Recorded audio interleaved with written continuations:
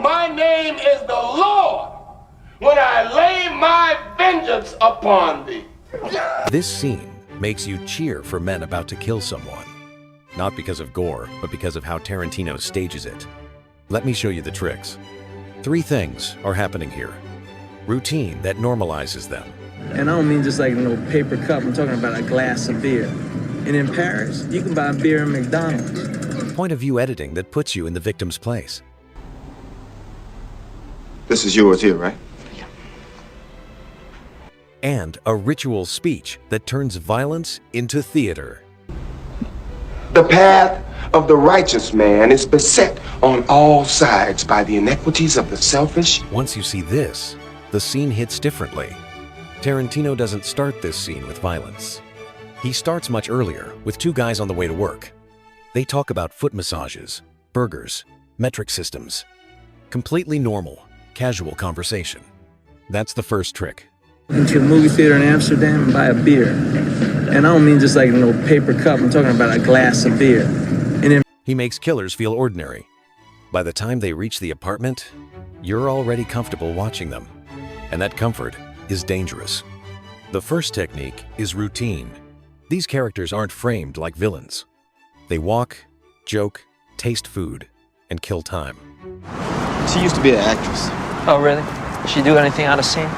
The camera follows them like coworkers, not criminals. It walks when they walk. It stops when they stop. No fucking ballpark, neither. Now look, maybe... This collapses the moral distance between them and us. When someone who feels normal suddenly turns violent, our brains try to justify it. That discomfort is what makes the scene memorable. Not the violence, the familiarity before it. So before a single gun is fired, Tarantino has already won your attention. Goddamn time! Next is point of view. Look at how this scene uses eye-level shots and inserts. That burger shot feels like it's from the victim's perspective.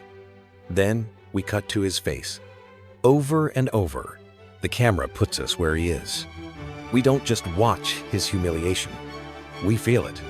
Blocking reinforces this. Jules stands centered, confident, dominant.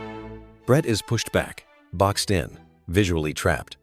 Framing becomes a power dynamic. You don't need dialogue to understand who controls the room. He makes them comfortable. Won't you tell my man Vince here where you got the shit hid at? It's over there. I don't remember asking you a goddamn thing. And then he takes it away. Technique 3. Silence and delay. One of the boldest choices in this scene is silence.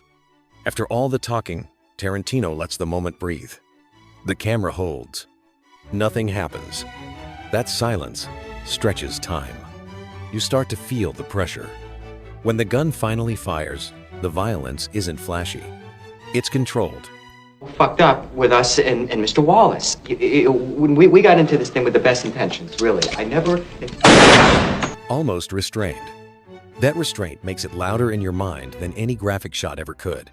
Delay turns violence into anticipation, and anticipation is far more unsettling. Continue. You were saying something about best intentions? Technique 4. Ritual and performance. Jules' speech isn't just dialogue. It's a transformation. He stops being a casual guy and becomes an executioner. What does Marcellus Wallace look like? What? What country you from? What? What ain't no country I ever heard of? They speak English and what? Language turns the act into ceremony. When violence is framed as ritual, it feels justified, even inevitable. That's how Tarantino turns killing into spectacle. Why we cheer. Put all of this together. Routine makes these men feel normal. Point of view pulls us into the victim's position. Silence builds unbearable tension. Ritual reframes violence as performance. At that point, moral judgment gets blurry. We're no longer just watching a crime. We're watching theater. And humans instinctively respond to good theater.